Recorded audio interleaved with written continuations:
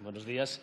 Señorías, no vamos a entrar en el detalle si se ha de aportar un euro más o un euro menos, porque el problema que se nos plantea hoy no es solo el cuánto nos costará la factura, sino, como ya ustedes recogen en este decreto vivo, durante cuánto tiempo seguiremos aportando a los desastres ambientales. El señor ministro de Fomento, en la comisión, nos habló de lluvias, de nieves, de vientos de frío y de olas excepcionales. La pregunta que se hace la ciudadanía es si son realmente excepcionales o a partir de ya las situaciones excepcionales se convertirán en norma. El otro día leíamos cómo nuestro presidente del Gobierno se ofrecía a mediar ante el señor Trump.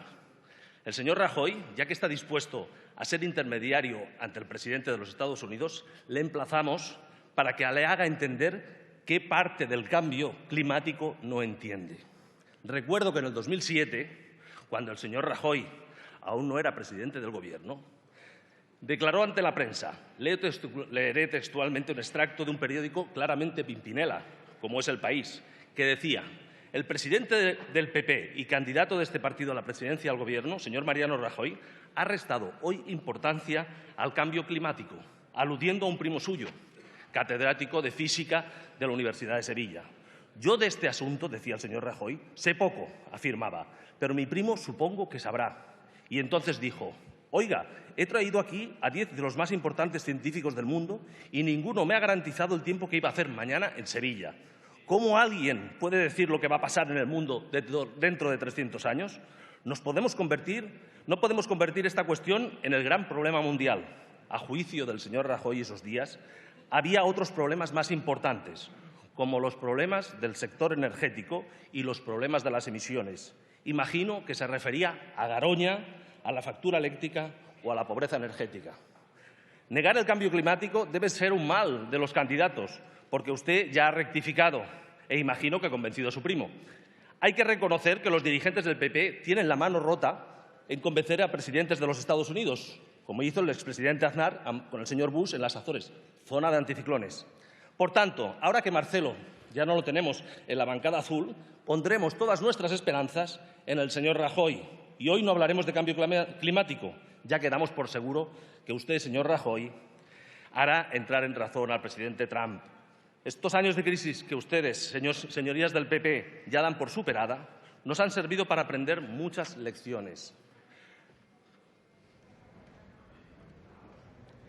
Recuerdo al señor Herrera cuando les explicaba que era mejor invertir en líneas convencionales de ferrocarril que en aves y en aeropuertos sin aviones, o cuando nos dimos cuenta en una comisión, gracias a la señora Colau, invitada a propuesta del señor Herrera, que los desahucios eran un crimen. Insisto. Habíamos vivido los años del tocho y del tocomocho, el boom inmobiliario, las radiales, el Castor, los trasvases, todo por el progreso. De pronto, como una plaga bíblica, llegó la crisis financiera y la burbuja estalló. No había responsables. Era como ahora, algo excepcional, una catástrofe. Solo cabía despedir y apretar cinturones y eliminar greix, para aquellos que entienden de operación diálogo. Dejarnos como la mojama en servicios y derechos sociales. Se culpó a todo el mundo. Habíamos estirado más el brazo que la manga, vivido por encima de nuestras posibilidades. Trabajábamos poco y cobrábamos demasiado. Ahora hablan de torres caídas, de manguitos de nieve en las catenarias, de las fuerzas de la naturaleza y, en cambio, no se dice que en España apenas queda libre el 30% del litoral y la totalidad de este puede llegar a ocuparse en el 2025. En la actualidad, nuestro mal llamado progreso ha degradado muchos de los entornos de forma irreparable. Los años 90 del siglo XX fueron en España de calma meteorológica y relanzamiento económico, circunstancias que propiciaron una expansión explosiva del turismo, cuyas semillas habían venido sembrándose en las décadas anteriores. Buena parte de nuestras playas y casi la totalidad de las dunas fueron ocupadas sin plan alguno. Se rellenaron numerosos tramos de costa, primero con arenas de mar y luego con arenas de cantera, que no cumplían con los requisitos de tamaño y textura apropiados.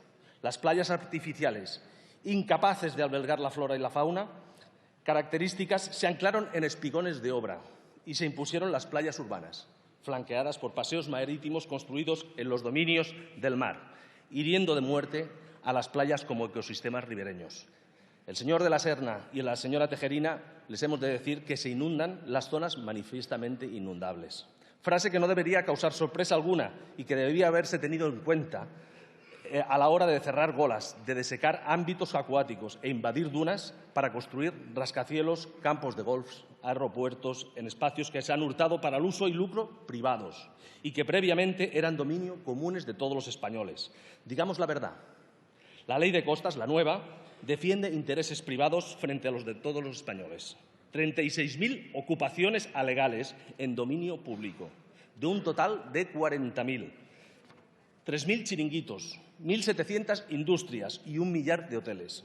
La Ley de Costas del 98 obligaba a demoliciones a partir del 2018, gastos que con la última reforma de ustedes se han aplazado para que lo paguen nuestros nietos, pero la reforma comporta enormes gastos potenciales. Nos estamos gastando, según los expertos, cerca de 1.000 millones de euros por año y seguirán en aumento según vayan incrementándose el nivel del mar. A estos habrán que añadir los costes de oportunidad por pérdida de valor ambiental de nuestro paisaje litoral y, sobre todo, los gastos de dinero público contante y sonante para proteger nuestros intereses privados, que supone la opción que ustedes defienden. Estamos a puertas de otro año récord por número de visitantes. Las compañías aéreas se frotan las manos. Las reservas de plazas hoteleras van viento en popa. Las chaquetas verdes han desconvocado su huelga, pero siguen su lucha. Y ahora todos a correr, porque nos llega el verano y necesitamos arenas en las playas. El señor Esteban, el otro día en la comisión, nos hablaba de la película del día de mañana para definir el relato del señor Serna. Yo, como catalán, soy experto conocedor de la película El día de la marmota.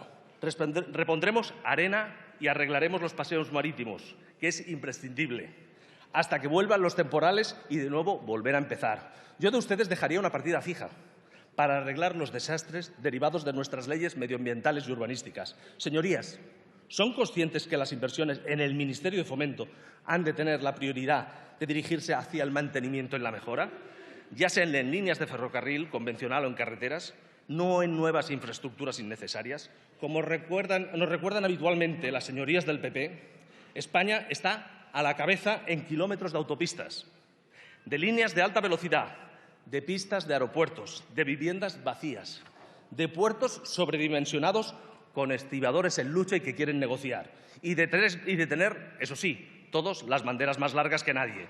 Ustedes, que dicen que aman tanto a su país, hagan algo más que poner parches imprescindibles al día de hoy, pero sean valientes, hagan política, modifiquen las leyes. Les hacemos una propuesta. ¿Por qué no creamos una comisión interdisciplinar de expertos para buscar soluciones a medio y largo plazo? Señorías, nos estamos jugando el litoral, nos estamos jugando la economía. Señorías, nos estamos jugando el país. Muchas gracias. Muchas gracias. Por el Grupo Parlamentario Socialista,